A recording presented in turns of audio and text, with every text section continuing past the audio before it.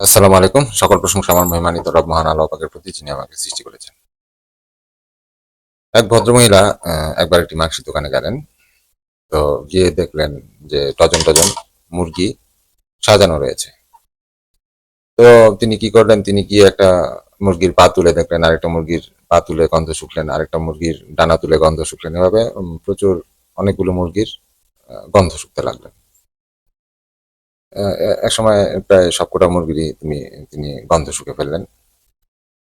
তো এখন কসাইটি তাকে এসে বলল যে, ম্যাম, এভাবে কি আপনি কোনো পরীক্ষায় পাশ করতে পারবেন? পারবেন না।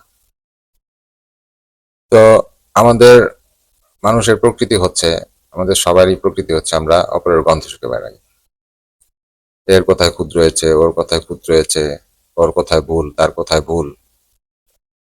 তো এইসব নিয়ে আমরা সবসময় ব্যস্ত থাকি। এখন একটু আধটু গন্ধ কিন্তু সবারই থাকে।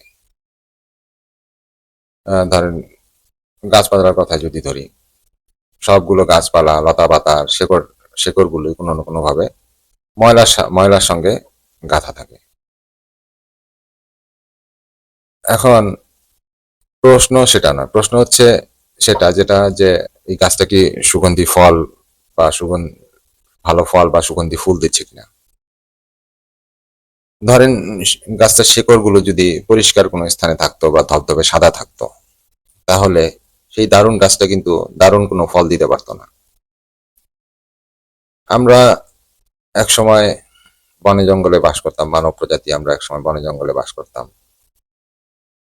ক্রমশ রূপান্তরের মাধ্যমে আমরা আজকে সভ্য সমাজে এসে পৌঁছেছি। আহ আসলে জীবনের প্রকৃতি এটা। আমরা মানব সমাজ রূপান্তরের অনবরত একটা প্রক্রিয়ার মধ্যে আছি, কারণ সবকিছুই এটা। এই গ্রহের সবকিছুই রূপান্তরের প্রক্রিয়া রয়েছে। এখন আপনাকে যদি প্রশ্ন করা হয়, আপনি কি রূপান্তরের একটা প্রক্রিয়া? আপনি কি রূপান্তরের একটা প্রক্রিয়া? এটাই হচ্ছে বড় একটা প্রশ্ন। এখন এর উত্তরটা যদি হয় হ্যাঁ, এই যে প্রশ্নটা, যে আপনি কি রূপান্তরের প্রক্রিয়া নাকি, এই প্রশ্নের উত্তরটা যদি হয় হ্যাঁ, তাহলে আসলে কিছু যায় আসে না। কিন্তু যদি আপনি অচলায়তন হয়ে থাকেন, প্রতিদিন শুধু এটায় ওটায় জড়িয়ে পড়েন এবং নানা অজুহাতে বিভিন্ন কাজে, নানা অজুহাত খোঁজেন যে এই জন্যই কিনা জড়িয়ে পড়েছেন, আমি এই কাজটায় জড়িয়ে পড়েছি, এই জন্য জড়িয়ে পড়েছি, নানা অজুহাত খুঁজেন, তাহলে আপনাকে নিয়ে কোনো আশা নেই। এই গ্রহে আপনি শুধু সময় নষ্ট করতে এসেছেন।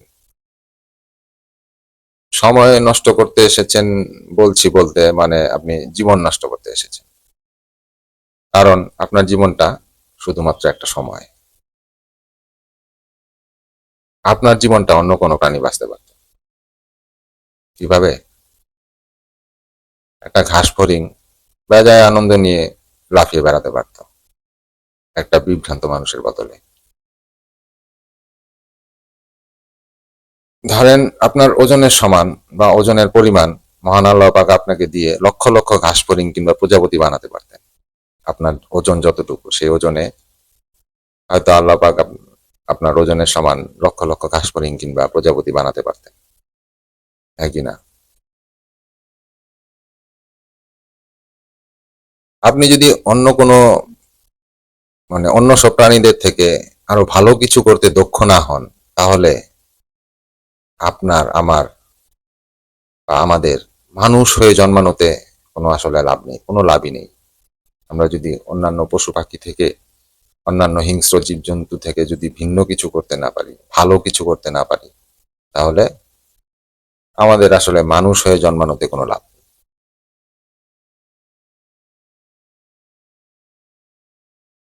আমরা হচ্ছে অত্যন্ত মূল্যবান জীবন, হ্যাঁ কিনা?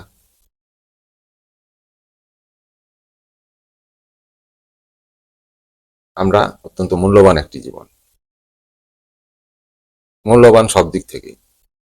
খেতে, ঘুমাতে, চলতে আমাদের কতই না আয়োজনের দরকার হয়, ঠিক কিনা? জুতো থেকে শুরু করে জামা কাপড়, ঘর বাড়ি, আরো কত আয়োজন। কই, জঙ্গলে তো কোথাও রান্নাঘর দেখি না। তাও তারা দিব্যি খেয়ে দিয়ে বেড়াচ্ছে। হাতিকে তো কই জুতো পরতে দেখি না। আমরা অত্যন্ত মূল্যবান জীবন, আশরাফুল মাখলুকাত। যখন আমাদের পেছনে এতটা খরচ করা হচ্ছে, কি কারণে? যেন আমরা অন্য প্রাণী যা করতে পারে তার চেয়ে আরো ভালো কিছু করতে পারি।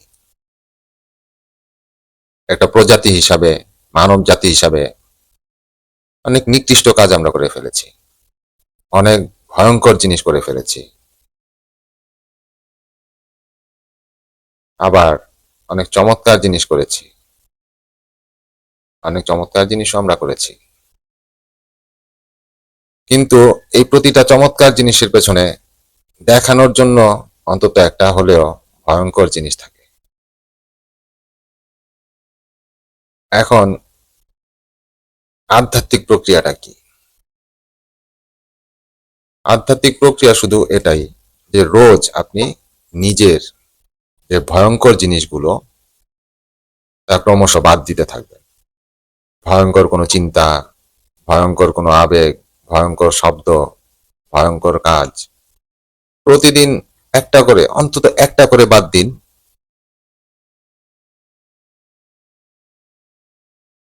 দেখবেন 1-2 মাসে আপনার দারুণ উন্নতি হবে।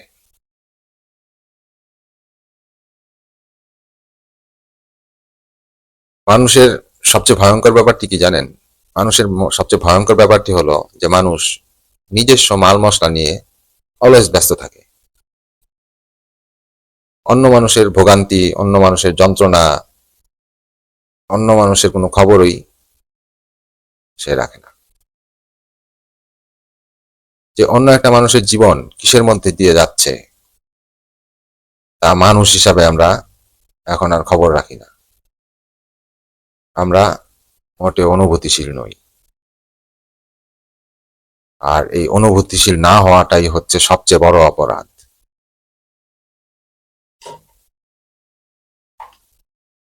আমাদের কোনো অনুভূতি নেই, আমরা অনুভূতিহীন। আর এই অনুভূতিহীন হওয়াটাই হচ্ছে সবচেয়ে বড় অপরাধ। কারণ আমরা অনুভূতিশীল হলে আমিত্ব নিয়ে নয়, বরং অন্য জীবনের প্রতি, অন্য মানুষের প্রতি যা যা আমাদের করণীয় আমরা তাই তাই করব। যেভাবেই হোক, আমরা যদি অনুভূতিশীল হই তাহলে আমরা মানুষের উপকার করব। আমরা যেটা পারি না সেটা পারি না, কিছু করার নাই। আমরা পারি না, বাস এটাই। কিন্তু যেটা পারি সেটা, সেটাও তো আমরা করতে পারি।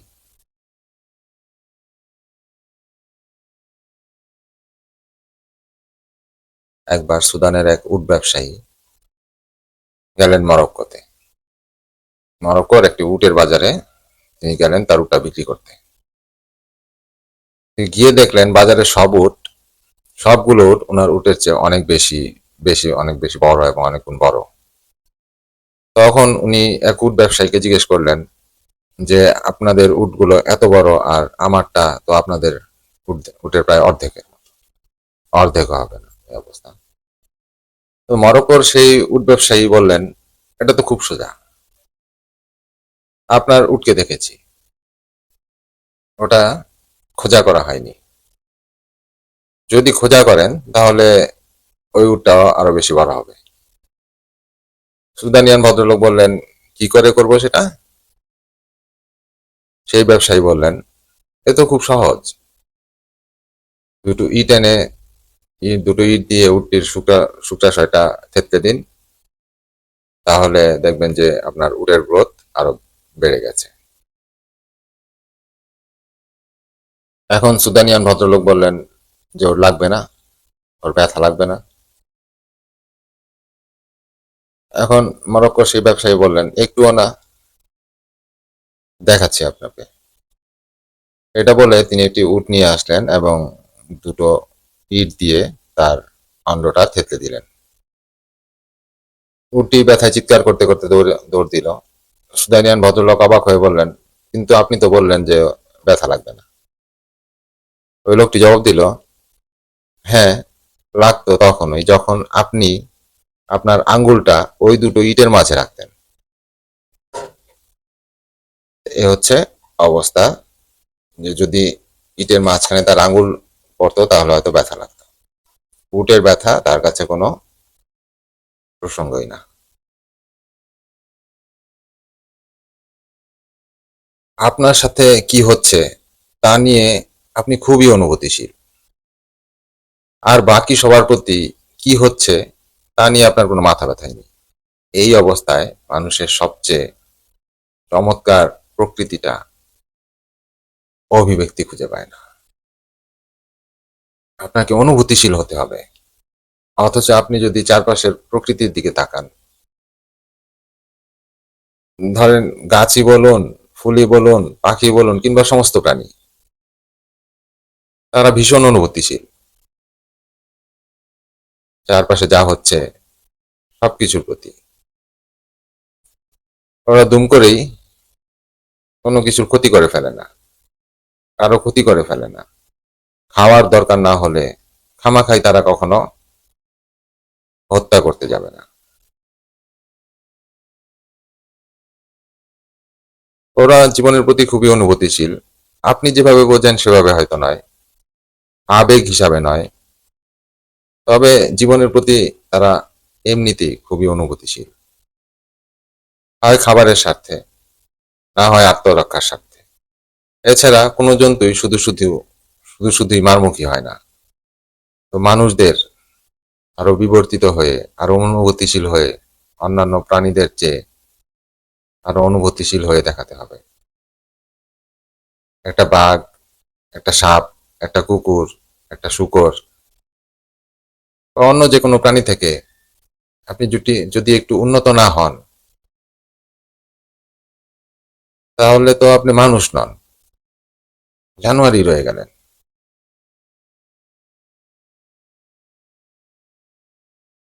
গন্ধ শুকে দেখছেন প্রতিটি মুরগির, অথচ আপনার নিজের মাঝেই প্রচন্ড দুর্গন্ধ। তো কি আর বলবো, মানুষের অনুভূতির স্তরটা এতই নিচে নেমে গেছে যে সবাই শুধু তার অনুভূতি নিয়েই ব্যস্ত। বাকি সবাই কিভাবে জীবনযাপন করছে, তারা কিভাবে চলাফেরা করছে, কিভাবে তাদের জীবন অতিবাহিত করছে তা নিয়ে অন্য একটা মানুষের কোনো মাথা ব্যথা নেই। এই হচ্ছে অবস্থা। আজকে এ পর্যন্তই। আল্লাহ হাফেজ।